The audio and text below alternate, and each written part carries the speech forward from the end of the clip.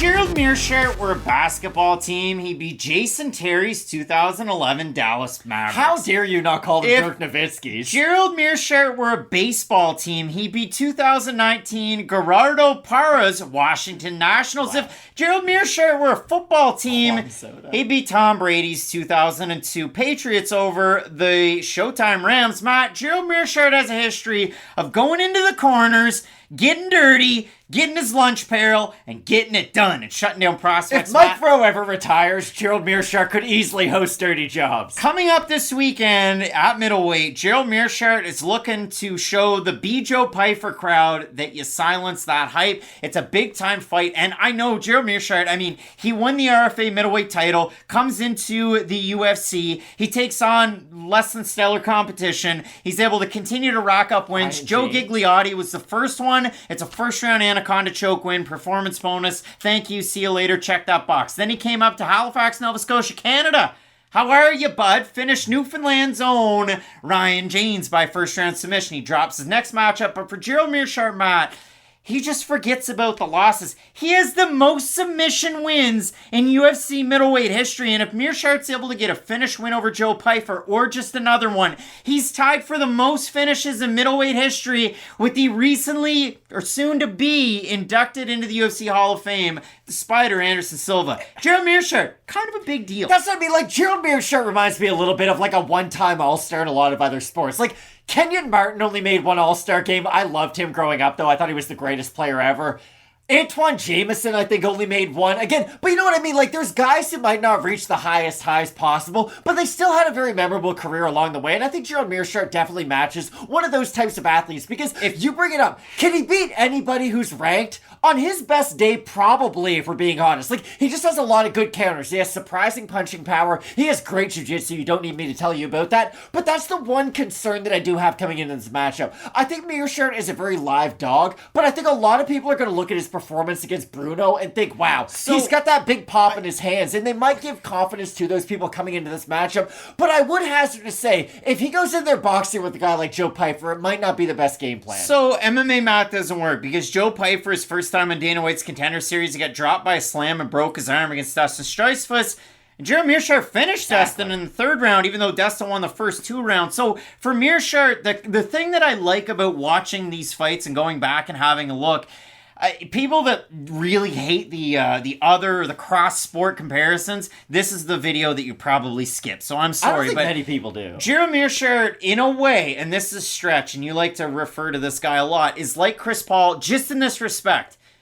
Meerschaert slows the game down, and then his opponents fight his fight in certain matchups. So let's look at Meerschaert in the 5-on-in. He's 4-1 in his fight against Bartosz Fabinski. Bartosz goes in for his takedown, leaves his neck out. Meerschaert goes out there and submits him. The next fight, Mahmoud Muradov. Absolutely teed off on him for 12 minutes. Unloads in the first round, and as the second round goes on, Mahmoud gets tired, and Meerschaert takes over. The next fight, Dustin Streisfuss wins the first and the second round, out-wrestles him, and then in the third round, runs out of gas, and Meerschaert's able to go out there and finish. Christoph Jocko outboxed and out-wrestled Gerald Meerschaert. To be fair, though, that is somewhat expected. Like, Jocko's one of those guys who does a lot of everything, so he does have more activity than a guy like Meerschaert. Didn't do enough of everything last weekend with the PFL. And then, Gerald's last time out, he beat Splendado Bruno Silva. And you might go, hey, Bruno, bad taste in my mouth. I don't like Bruno Silva anymore. Trust me. I was the biggest Bruno Silva guy. Bruno didn't look like normal Bruno's last time out. I don't know if it's because he grew out the dad goatee and shaved his head. He thought he was Walter White like for some reason. Kikuchi with the beard? But his hands were down. He looked really tired in the first round. The second round, he didn't look good. He got lit up. And then in the third round, he got hit by a really, really tough right by Gerald Meerschaert. And in that one exchange, I mean, Meerschaert wins the first round, wins the second round, won that third round, and out of it, it was all over. The left hook was into the knockdown, and Bruno was like hands behind his back, knees. He felt like Peter Griffin. It was a public execution. So Gerald Meerschaert gets the win out there. Meerschaert's a guy, he gets a lot of bonuses. And for him, the interesting thing about Meerschaert, too, is that longtime Rufus Sport guy, so you're going to hear him this fight week, assuming so. He's going to pump C-Rod a lot. That's on the main card, Christian Rodriguez. And he has for a really long time, but he switched things up with his training. He's trained with Philly Fresh, Phil Road down at Fusion XL, Adolfo Vieira in this camp, Killcliff FC, and I'll throw a couple of pictures up there of his training camp. Guys like Unlun Song, guys like Brandon Allen, they're going to get you ready for a guy like Joe Pyfer. Yeah. And for Pyfer, I know I've talked a lot about Meerschaert. Pyfer's one of those guys, my favorite shot that he throws, he kind of goes to the wall a little bit too much with it, but I still love it.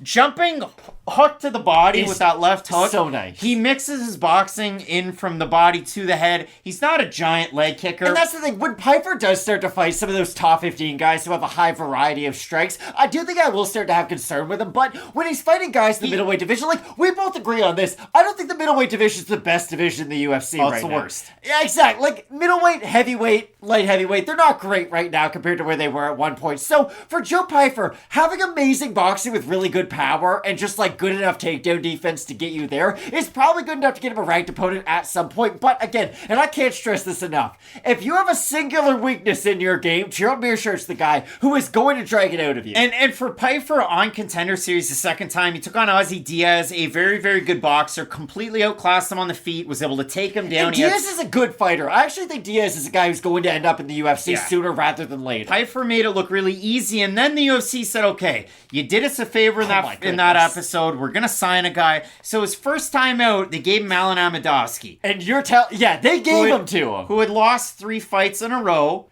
2 of them by first round finish, and Joe Pyfer knocked him out. Now, Pyfer was almost a 6-1 favorite. They gave Joe a performance bonus for that one. It was like taking a beach ball and putting it into a pitching machine at 20 miles an hour with a giant ephus, and then he just hit it off. He was able to hit it. So, good for Joe Pyfer. Giant win there. Obviously, confidence booster. But to go from a guy like Amadovsky to then jump up and fight a guy in Gerald Meerschaert, that obviously is a big jump. But for Pyfer, training out of, John Marquez, MMA, and, of course, the adjacent Daniel Gracie, with Sean Brady, with some big names like Andre Petrosky. Petrosky's equally going to get you ready for a guy like Gerald Meerschaert. This is what concerns me, though. For Pyfer, he reminds me of a player who has a really high floor, but potentially a low ceiling because of it. Like, I think Joe Pyfer, based on the fundamental skill set he has right now, the great power he has, the takedown ability and defense that he has, and, of course, the great boxing, in combination, too. And that's the thing. Big guys don't always throw in combination because, naturally, they will have knockout power, but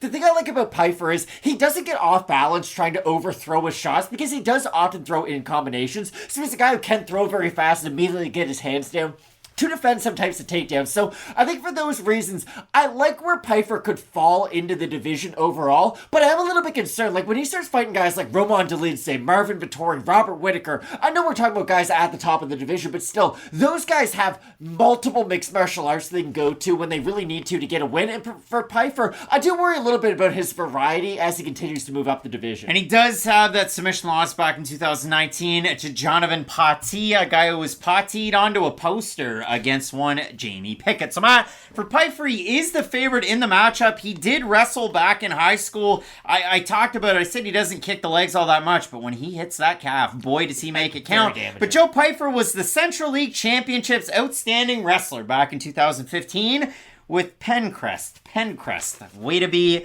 Joe Pyfer. Matt, we have a look at the Topology votes. The fan vote, my guess is as good as yours. I'm going to say over under 77.5%. I've pat myself on the back. My guess Pyfer has been pretty good. I'm going to guess over. Yeah, you looked at all of it. Ooh. Under. No, you didn't. No, 1,710 total votes. 54% Pyfer. I like the split. 79% by knockout for the 46% that have GM3. 74% by submission. Matt, for Gerald Meerschaert, I mean, in the UFC, he is 10-7. The losses: Shamaev, Heinisch, Anders, Holland, Jocko, as I mentioned earlier, Hermanson, and PFL's Thiago Santos, who wasn't able to get the win over Rob Wilkinson. So, Matt, when you look at this fight, it is a tough one to pick But what is the pick?